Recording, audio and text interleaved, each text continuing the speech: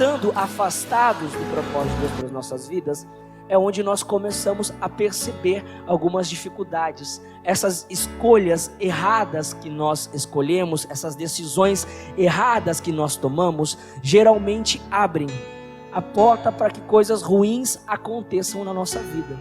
E é o que às vezes a gente chama de maldição.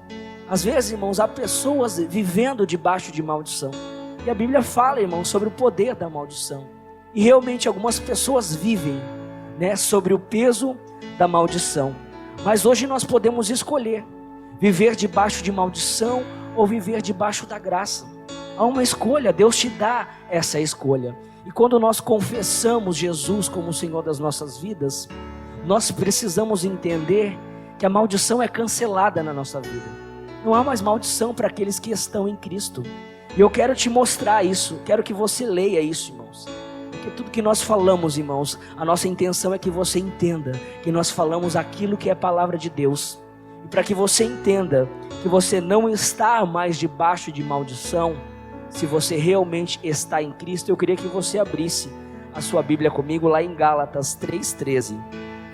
Cristo nos resgatou da maldição da lei, fazendo-se maldição por nós, porque está escrito: maldito todo aquele que for pendurado no madeiro. Irmãos, quando Cristo foi pendurado no madeiro, Ele se fez maldito em nosso lugar. A maldição que estava sobre a nossa vida, estava sobre Ele. E naquele momento não há mais maldição sobre as nossas vidas. Nós precisamos de fato entender o que aconteceu na cruz. Às vezes as pessoas sabem que Jesus Cristo morreu na cruz, mas às vezes de fato elas não entendem. Porque quem entende o que é a cruz não vive mais sobre o peso de maldição. E às vezes nós vemos pessoas caminhando com Cristo e declarando: ai, a minha vida é assim porque eu estou debaixo de uma maldição hereditária. Irmãos, ou você está em Cristo ou você tem maldição. As duas coisas não é mais possível. Irmãos, e como a gente vê pessoas servindo a Deus ainda achando que estão debaixo de maldição.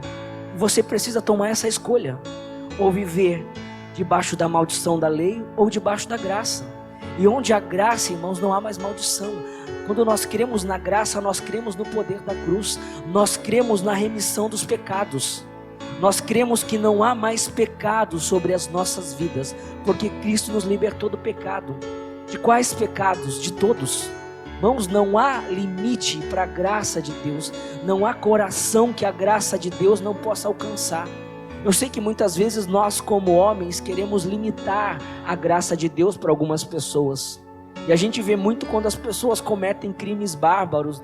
E às vezes a gente acaba sabendo que a pessoa foi alcançada por Cristo. Isso às vezes gera revolta em alguns. Tem gente que fica revoltada por saber que um assassino aceitou a Cristo. Fica revoltado por saber que ele não vai mais para o inferno, porque ele alcançou salvação. Irmãos, ele alcançou salvação sim, porque isso é a graça. Toda pessoa que confessa a Cristo como Senhor, a graça alcança a vida dela. E o destino dela, que era o inferno, agora é a vida eterna. Porque essa graça de Deus, ela é imensurável.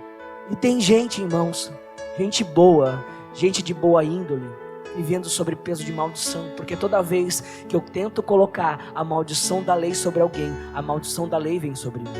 Porque a Bíblia fala que da mesma medida que nós julgamos, nós seremos julgados.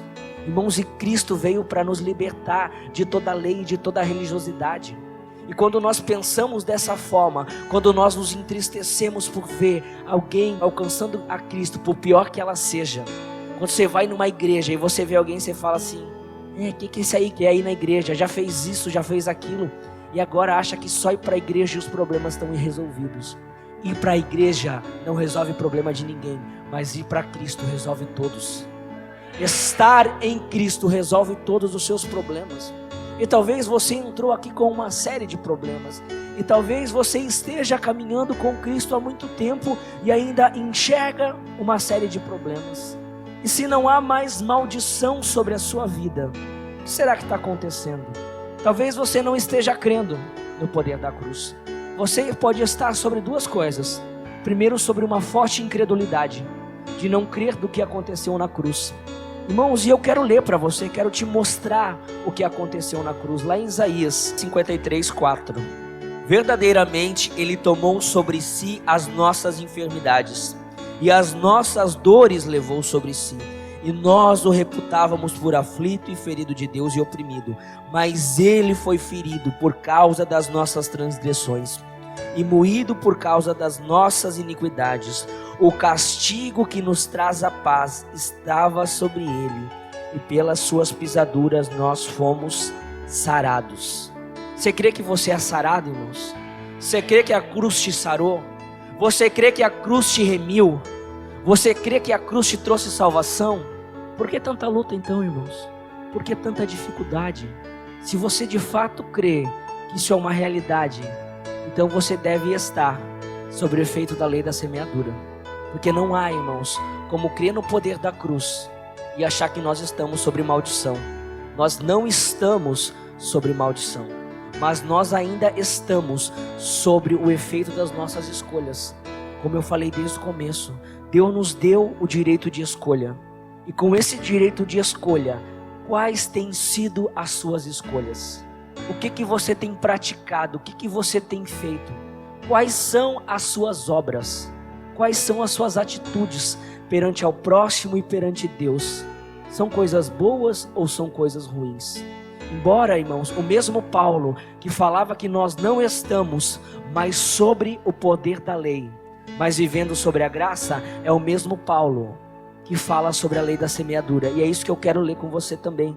Gálatas 6, 7, irmãos. Não erreis, Deus não se deixa escarnecer, porque tudo que o homem semear, isso também ceifará. Porque o que semeia, talvez na sua Bíblia esteja na sua carne, mas o correto é para a sua carne. Da carne ceifará a corrupção, mas o que semeia no Espírito ceifará a vida eterna. E não nos cansemos de fazer o bem, porque a seu tempo ceifaremos se não houvermos desfalecido. Então, enquanto temos tempo, façamos o bem a todos, mas principalmente aos domésticos da fé. O que nós podemos perceber aqui, irmãos? De Deus não se deixa escarnecer, porque tudo que o homem semear, isso também ceifará. Tudo que nós plantamos, irmãos, nós vamos colher. E sabe qual é o problema do ser humano? É não escolher aquilo que ele planta, mas é querer escolher aquilo que ele colhe. E aí isso não fecha. As pessoas plantam coisas ruins, mas às vezes querem colher coisas boas. E não há como, irmãos. Você nunca vai colher coisas boas se o que você tem plantado também não é algo bom. Quer colher coisas boas? Plante coisas boas. Eu queria tanto ser amado. Ame as pessoas. Eu queria tanto ser respeitado. Então respeite as pessoas. Isso é uma lei inevitável, irmãos. E nós temos colhido isso, irmãos, graças a Deus. Quanto mais nós temos nos dedicado e amar as pessoas, irmãos, mais eu me sinto amado. Às vezes as pessoas vêm e agradecem: pastor, obrigado pela forma com que você nos trata, obrigado por isso, mas em contrapartida, às vezes não dá vontade de dizer: não precisa me agradecer. O seu amor por mim já é o agradecimento. A forma com que a igreja me trata, irmãos, já é o agradecimento da semente de amor que nós plantamos ao vir para este lugar, ao entender o chamado de Deus para as nossas vidas. E você precisa, talvez, irmãos, mudar a sua semente. Se você olha para a sua vida e você não vê uma boa colheita, é tempo de mudar sementes. A Bíblia fala que é tempo para todas as coisas, que é tempo de plantar e é tempo de colher. Então, no tempo de plantar, plante coisas boas. Como a Bíblia fala, não semeie para a carne. O que é semear para a carne? Ali fala: porque o que semeia para a sua carne, da carne ceifará corrupção. O que é semear para a corrupção, irmão? A corrupção é aquele bicho que come, aquele bicho que quando nós enterramos o corpo, ele vai lá e ele corrói. Então, irmãos, quando nós semeamos para a carne, são coisas que se dissolvem, são coisas que não ficam, são coisas que nós não levaremos para a eternidade. Será que vale a pena perder tanto tempo plantando para as coisas que não são eternas? A não ser que você não creia que você é um ser eterno, mas eu creio que eu sou um ser eterno. Todos nós somos eternos. A nossa atitude só vai definir aonde nós terminaremos de viver a eternidade, se é ao lado de Deus ou não. Irmãos, e eu escolhi viver a minha eternidade ao lado de Deus. E eu tenho tentado, irmãos, eu tenho buscado não mais semear para a carne, não mais ajuntar coisas para a carne. Isso, irmãos, tem uma certa ligação também lá com o texto de Mateus 6,19. Não ajuntei tesouros na terra, onde a traça e a ferrugem tudo consomem, e onde os ladrões minam e roubam. mas ajuntai tesouros no céu, onde nem a traça nem a ferrugem consomem, e onde os ladrões não minam nem roubam. Porque onde estiver o vosso tesouro, ali estará também o vosso coração. Sabe por que muitas vezes nós plantamos coisas ruins? Porque o nosso coração é ruim. Aonde está o seu coração? Você tem procurado juntar tesouros aqui na terra, onde nós acabamos de ler que a traça e a ferrugem consomem? Ou você tem buscado tesouros no céu? E talvez você nem saiba o que é ter um tesouro no céu. Ter um tesouro no céu, irmãos, é gastar a nossa vida, é gastar o nosso tempo pelas vidas que Deus vai colocar no seu caminho. Quando nós entendemos o propósito de Deus, Deus coloca vidas no nosso caminho, vidas para nós levarmos elas até Cristo. E quando nós levamos uma vida até Cristo, nós estamos juntando tesouros no céu. Irmãos, e esse tesouro no céu, ele não se consome, ele não se corrompe, porque é eterno. E às vezes nós queremos ser reconhecidos nessa terra, nesse tempo, pelas pessoas. E a Bíblia fala que muitas vezes, quando nós buscamos ser reconhecido pelas pessoas, quando nós recebemos com muita facilidade o reconhecimento humano, nós perdemos o reconhecimento de Deus. Não queira o reconhecimento humano, não queira semear pelo reconhecimento humano, mas queira semear pelo reconhecimento de Deus. Espere, irmãos, há uma recompensa que não é nesse tempo. Há um reino onde Deus vai te recompensar, onde Deus vai vir. A Bíblia diz que Ele é galardoador daqueles que o buscam. Irmãos, Deus tem prazer em dar. O que Deus mais quer é te dar coisas boas. O que Deus mais quer é derramar bênção sobre a sua vida. Não pense que Deus tem prazer em permitir que a maldição te alcance, porque acredite, se uma maldição te alcança, é porque Deus permitiu. Nada acontece sem a permissão de Deus. A maldição é uma perseguição espiritual, onde o diabo tem uma permissão para prejudicar áreas da sua vida. Mas, irmãos, a Bíblia fala que maldição sem causa não encontra pouso. Então o diabo não pode simplesmente vir e colocar uma maldição na sua vida. Simplesmente se você realmente ter motivos para que ele venha. Então não vamos mais dar motivos ao diabo. Vamos abandonar uma vida de pecado e vamos crer que nós estamos em Cristo. Irmãos, creia que você está em Cristo e cancele, irmãos, toda e qualquer maldição na sua vida. Irmãos, como se cancela? Crendo. Você precisa de fato crer que você está em Cristo. E estando em Cristo, agora você só precisa mudar as suas sementes. Comece, irmãos, a semear coisas boas. E você vai ver a lei do retorno sobre a sua vida. Você vai ver que tudo aquilo que você tem feito para as pessoas, aquilo volta para você. E tem gente que só percebe as coisas ruins que fazem para ela, mas ela não percebe que aquilo é só reflexo do que ela tem feito. Irmãos, eu tenho vivido um tempo maravilhoso da minha vida, principalmente com relação ao ministério, com relação àquilo que nós temos feito para Deus, irmãos, e nós temos recebido tanto retorno, irmãos. Qual é o retorno? Irmãos, vê esse povo aqui entrando e gritando igual uns doidos. Existe retorno melhor? Existe retorno melhor de uma semente do que você vir para um encontro com Deus e ver alguém levantar a mão e dizer assim: eu confesso Jesus Cristo como o Senhor da minha vida. Irmãos, presenciar isso não tem preço, não tem alegria no mundo que pague o preço de alguém rendendo a sua vida ao Senhor. E só entende isso, irmãos, quem entendeu o propósito de Deus e vive por isso. O dia que você entendeu o propósito de Deus e você vê que através do cuidado, através da graça que em você começar a cuidar de alguém e essa pessoa ter a vida transformada, você vai entender de fato o que é satisfação. E Deus quer que de fato você seja satisfeito nele. Deus quer que você não busque satisfação em nenhum outro lugar. Irmãos, nós precisamos ser plenos em Deus. Paulo já dizia: a graça me basta. Irmãos, e a graça de Deus vai te bastar se você realmente confiar nele, se você entregar a sua vida a ele.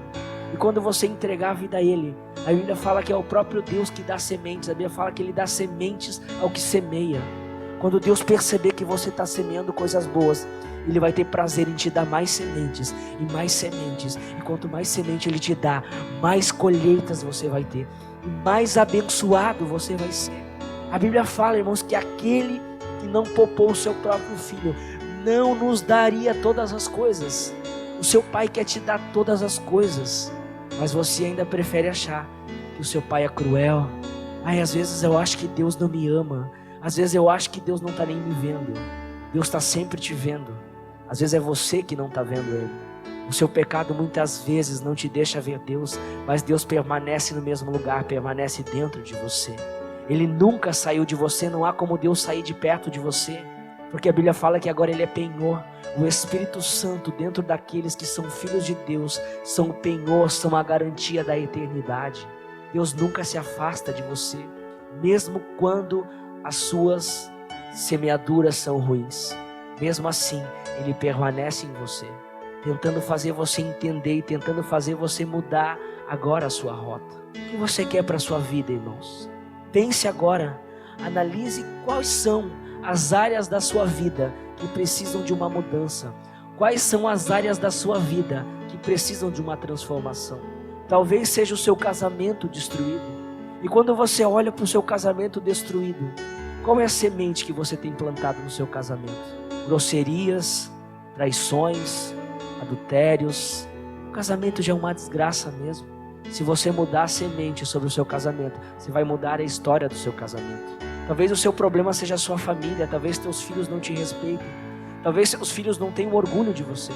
Quer uma família restaurada? Quer que o seu filho olhe para você e diga assim: eu tenho orgulho do meu pai. Meu pai é um homem de Deus. Comece a se portar como um homem de Deus. Comece a semear exemplo dentro de casa. Irmãos, o mais triste é perceber que há crianças que não têm mais orgulho pelos seus próprios pais. E às vezes nós percebemos isso, irmãos, é muito triste. Principalmente pelo sexo masculino, principalmente pelos pais. Nós temos células kids, irmãos, e às vezes nós ficamos tristes pelo desespero em que as crianças clamam pela conversão dos pais. Os pais não estão nem aí. Não estão nem aí se as atitudes deles estão destruindo a vida dos filhos. Eu não sei se você sabe, mas muitas vezes o seu filho é reflexo do seu comportamento. Ou talvez ele será.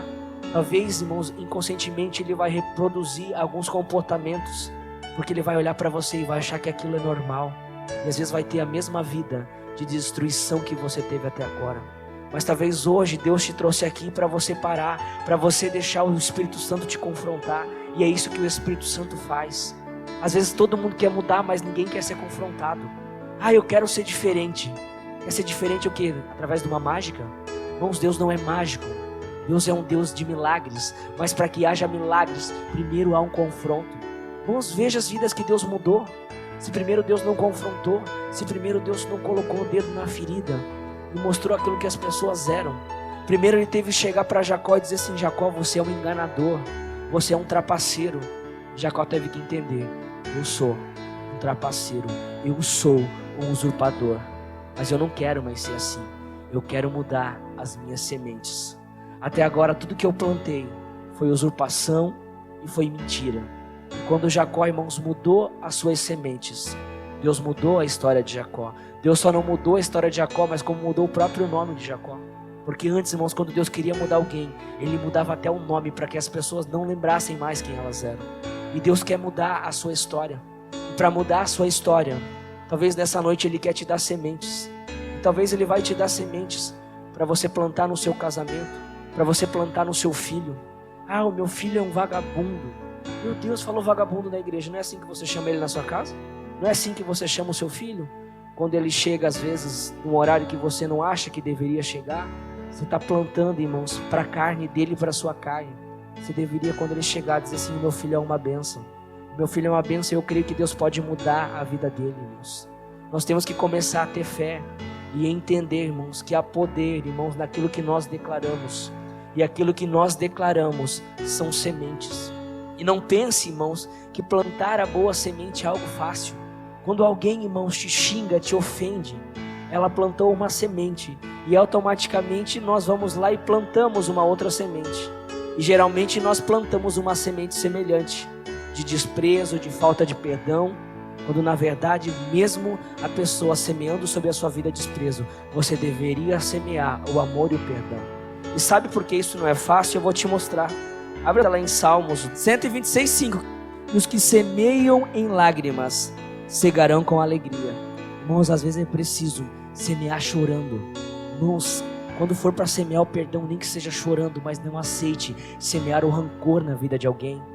Não aceite semear a discórdia, irmãos. Às vezes, irmão, o que você quer mesmo, irmão, é enfiar a mão na cara mesmo. A sua carne, às vezes, quer enfiar a mão na cara de alguém. Mas nós não semeamos mais para a carne. Quando a carne dizer assim, vai lá e dá na cara dele, você diz assim, eu não vou semear para ti não, sua carne maldita. Eu vou semear para o meu espírito. E eu vou lá e vou liberar perdão sobre a vida dele. Mesmo que seja chorando, irmãos. Mas depois, isso vai voltar com alegria para a sua vida. Amém, irmãos? Não aceite mais, irmãos, viver preso à sua vontade, irmãos. O que mais irrita, irmãos, é as pessoas que ainda vivem no nível da vontade. Aí eu não tenho vontade. Você não tem mais vontade mesmo.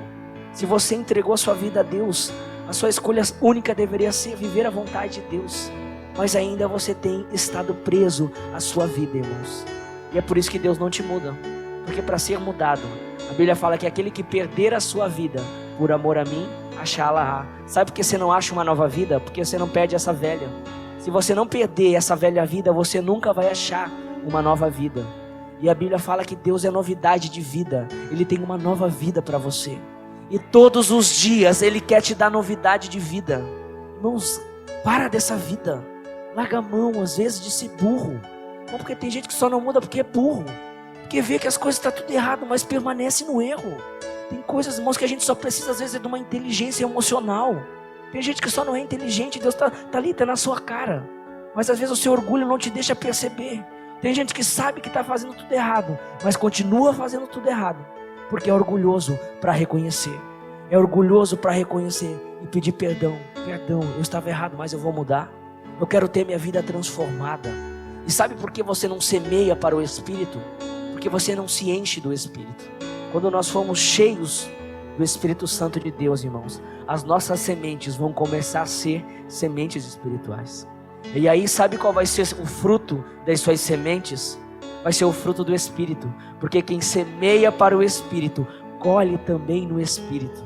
E lá em Gálatas, irmãos, nós podemos perceber qual que é o fruto do Espírito.